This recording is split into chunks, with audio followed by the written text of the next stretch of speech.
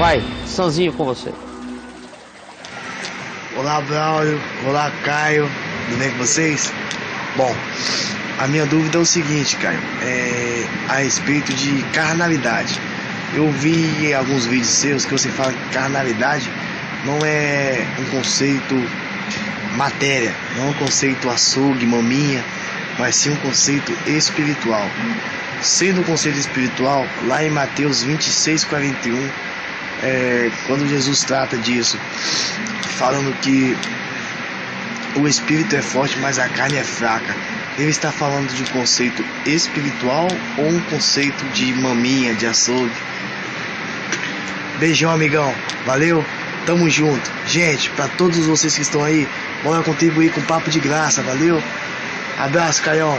Beijo, meu irmão. Beijão, amigo. Olha só. Carne. O espírito está pronto, mas a carne é fraca. Ele falou isso naquele contexto ali de sono, não foi? Minha mente foi lá para o jardim do Getsêmani, quando você deu a referência de Mateus. Enfim, foi naquele final, chegando ao Getsêmani, ele pede aos discípulos que orem, eles não conseguem manter-se em oração e dormem.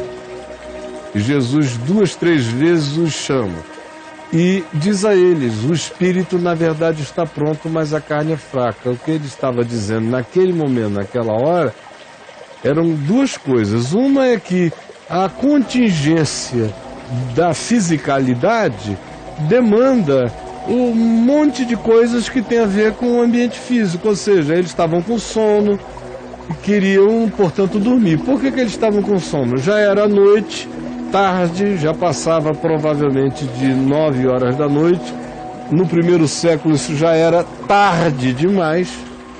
Em segundo lugar, eles tinham acabado de vir de uma ceia, onde tomaram no mínimo 3 canecas de vinho, cada um. Frequentemente na ceia eram 4 que se tomava, a última era para Elias, anunciando esse que viria como predecessor do Messias e tudo mais. Mas no mínimo 3 cálices de vinho.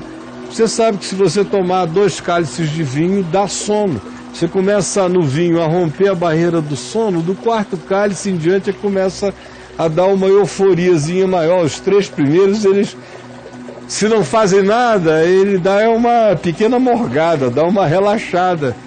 Então, esse elemento físico, temporal, está presente no que Jesus disse. Realmente, o espírito está pronto, ele não precisa desse descanso da temporalidade, mas a carne e o corpo precisam. Essa foi a primeira coisa implicada no que Jesus falou naquele texto. A segunda coisa que ele falou transcende ao elemento imediato da matéria. Ou seja, a disposição mental para perseverar em oração nem sempre é tão tenaz quanto a nossa disposição para fazer coisas que nos agradam, que nos estimulem, que nos excitem, que nos emulem, que nos sejam gostosas.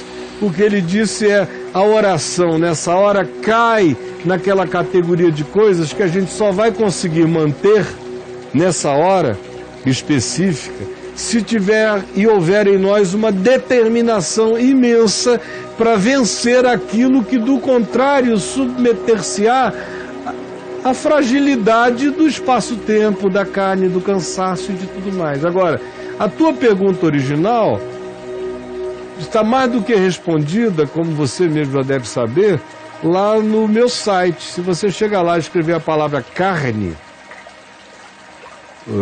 você vai achar textos meus a respeito disso. Carne.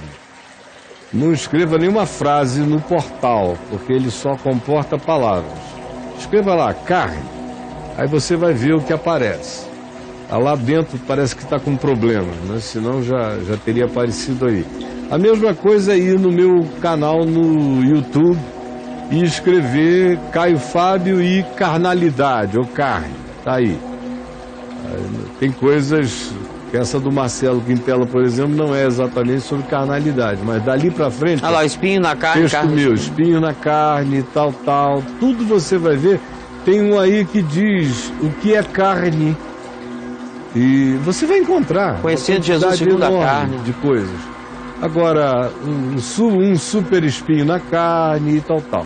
Na mesma coisa no Facebook. Se você chegar lá e escrever Caio Fábio, carne ou carnalidade, você vai encontrar uma quantidade grande de coisas, e a princípio é que as obras da carne são sobretudo produzidas pela nossa pretensa confiança na nossa carne. A grande obra da carne, acima de todas as outras, é a arrogância do indivíduo achar que ele se banca por conta própria. Aí é que ele mergulha na prostituição, aí ele mergulha em todo tipo de egolatria e idolatria, aí é que ele mergulha em todo destempero, é quando ele acha que ele é a referência para ele mesmo e que ele se banca. Banca a sua santificação, banca a sua justificação, banca a sua própria vida. Paulo e o escritor de Hebreus são enfáticos quanto a dizer que as grandes obras da carne são essas. Essa confiança na justiça própria é a grande obra da carne. Agora, é claro, existem as outras manifestações. Entre elas essas, de maneira extremamente física, e que tem a ver com o fato de que o meu corpo tem limites para tudo. E eu não devo submeter meu corpo às coisas que estão para além do limite corpóreo. Do contrário, eu posso até conseguir reprimir algumas coisas, mas elas voltarão de modo extremamente mais forte e mais assombroso sobre mim. Eu só consigo controlar as obras da carne quando eu ando no Espírito, conforme Gálatas no capítulo 5. Se eu andar na justiça própria, nas obras da lei, eu só reforço a angústia sensual reprimida no meu ser. Quando eu relaxo disso e creio que está tudo feito e consumado, e ando pela fé no Evangelho, que Paulo chama de andar no Espírito, eu vou dia a dia tendo vitória sobre essas dimensões que antes me solapavam e me destruíam. Leia o meu livro Sem Barganhas com Deus, ele é basicamente só acerca disso, meu filho, tá bom? Leia lá, está tudo dito, muito dito.